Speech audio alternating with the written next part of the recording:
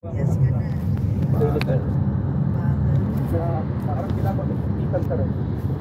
That has to be a BMO tower. At least parang eventually Isa kapag pinailuyan meron ka ng talagang nakapagod na Traffic na. target mo talaga, magaling ka lang magsalita, magaling ka lang paliwanag, nakuha mo rin sa parking. Diretso ka lang magsalita talagang pasado mo, alam mo yung ways to earn, paano mo sila natakihin sa nakita, paano nila hindi nga, paano mababawi. Sabi mo nga, bawi na agad sa product. Kaya ako nag-join ako parang pa-weekend. So, nakita. Some buildings are old, around the 19th century. Maybe a lot.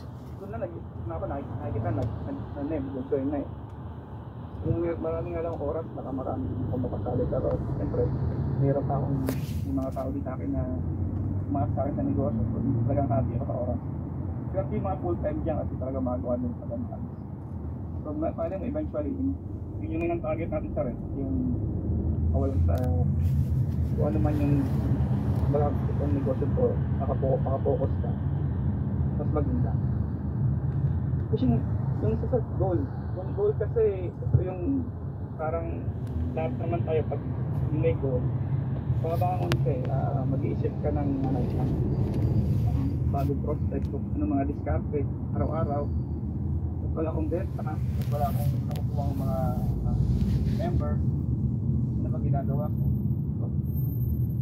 Pag wala kang goal, matamarin ka kasi ang goal ko kasi malalim. Looks like both.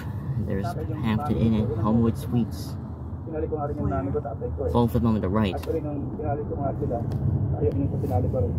So yung ano ko, mag-retire ko, yung nanay tatay ko, sila yung additional na mag-retire ko na rin yan.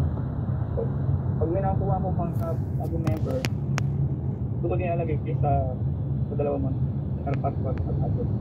Sa nanay ko. So, yung goal na yun na malagyan mo ng lakas. Some buildings are new, like around early 2020s. Parang mapatuwa lang siya. Gawin, kasi parang lang nag-enjoy ka para doon. May nakuha ko. Sabi ko tatay ko bukas may 1.5. May paris siya. Bukas may 5.5. Kahit na papasok